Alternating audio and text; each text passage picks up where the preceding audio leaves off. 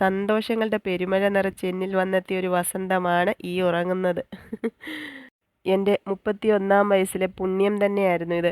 കാരണം ഈ ജീവൻ എൻ്റെ ഉദരത്തിൽ തുടിച്ചു തുടങ്ങിയ ദിവസം മുതൽ ഞാൻ അനുഭവിച്ച ആനന്ദങ്ങൾ എത്രയാണെന്ന് എനിക്ക് തിട്ടപ്പെടുത്താൻ അറിയില്ല.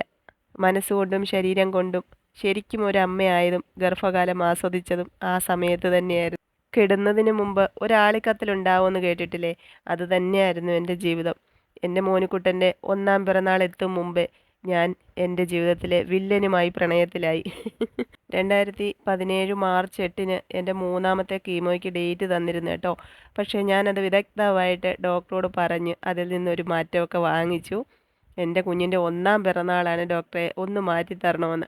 മാർച്ച് 9-ലേക്ക് ഡേറ്റൊക്കെ വാങ്ങിച്ച് ഞങ്ങൾ 8-ാം തീയതി എൻ്റെ മോനുക്കുട്ടൻ്റെ പിറന്നാൾ ഒരുങ്ങി. പക്ഷേ ഈ ഇടവേളകളിലെല്ലാം എന്നേക്കാളധികം അവനെ ചേർത്ത് പിടിച്ചതാരാണെന്ന് എൻ്റെ പ്രിയങ്ങൾക്ക് മനസ്സിലായിട്ടില്ലേ? എൻ്റെ മുത്ത് തന്നെയാണ്.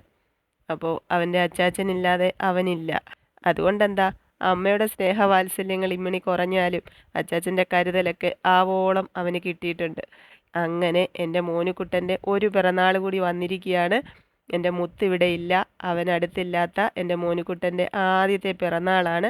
പിറന്നാൾ കേക്കിൻ്റെ മധുരത്തേക്കാൾ അവൻ ആഗ്രഹിക്കുന്നത് അച്ചാച്ചൻ കൂടെ ഉണ്ടായിരിക്കണമെന്ന് തന്നെയാണ്.